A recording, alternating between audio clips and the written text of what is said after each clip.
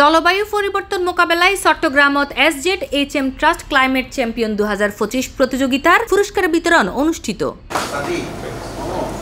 বৈশ্বিক জলবায়ু সংকট মোকাবেলায় গবেষণার গুরুত্ব তুলে ধরিবেলাই শাহেনশাহ হযরত সৈয়দ জিয়াউল হক মেজবান্ডারি ট্রাস্ট প্রথমবারের মতো আয়োজন করছে SZHM ট্রাস্ট ক্লাইমেট চ্যাম্পিয়ন 2025 শীর্ষক উগ্র গবেষণা ভিত্তিক প্রতিযোগিতা। এই প্রতিযোগিতার পুরস্কার বিতরণী অনুষ্ঠান অনুষ্ঠিত আজ শনিবার জুলাইয়ের 5 তারিখ বিয়ানবেলা চট্টগ্রাম ভেটেরিনারি ও এনিম্যাল সায়েন্স ইউনিভার্সিটি অডিটোরিয়ামত। বিশেষ শিক্ষাবৃত্তি চালু রয়েছে।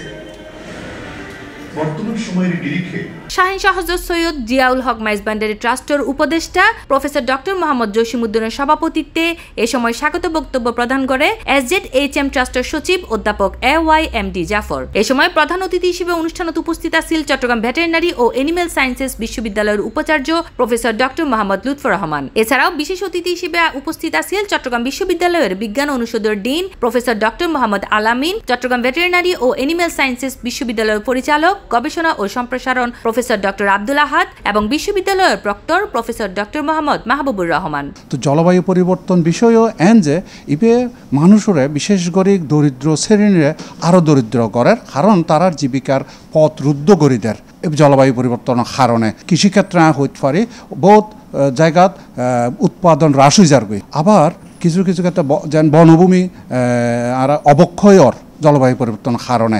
আমরা যে ছোটবেলায় পড়েছি আমাদের ছোট নদী চলে বাঁকে বাঁকে, বৈশাখ মাসে তার হাঁটু জল থাকে। এখন কিন্তু সেই বৈশাখ মাসেও হাঁটু জলও থাকে না, শুকনো থাকে সেই নদী। এগুলোর কারণ হচ্ছে ক্লাইমেটের এই অবস্থা। ক্লাইমেট চেঞ্জের যে বিভিন্ন ইস্যুগুলোকে আপনারা সেপারেশন করেছেন এবং প্রত্যেকটা সেপারেশন বা প্রত্যেকটা সেকশন থেকে আপনারা যে এক্সপার্ট মেম্বারের মাধ্যমে যে জিনিসগুলা উঠিয়ে নিয়ে আসতে পেরেছেন সেটা সত্যিকার অর্থেই প্রশংসার দাবি রাখে। অনুষ্ঠানত প্রধান অতিথি বিজয়কলার মাঝে পুরস্কার বিতরণ করেন এবং আয়োজক অকল জানায় জলবায়ু পরিবর্তনের চ্যালেঞ্জ মোকাবেলায় যুব সমাজরে উৎসাহিত করিবেলাই এবং গবেষণার মাধ্যমে পরিবেশ বান্ধব সমাধান খুঁজিবার লক্ষ্যে এই ধরনের উদ্যোগ ভবিষ্যতেও অব্যাহত থাকব। আসলে সিএসটির মধ্যে যদি হিসাব করি তাহলে দেখা যায় যে বান্দরবনের অবস্থা প্রথম, তো যেই কারণেই হচ্ছে আমি বান্দরবন নিয়ে কাজ করতে বরাবরের মতোই আগ্রহী ছিলাম। এটার সাথে আমার দুই বন্ধু রিহান এবং জয় দুজন কাজ শুরু করি এবং পরবর্তীতে আমাদের প্রফেসর ডক্টর অমন কুমার বিশ্বাস তিনিও এটার মধ্যে যুক্ত হয়।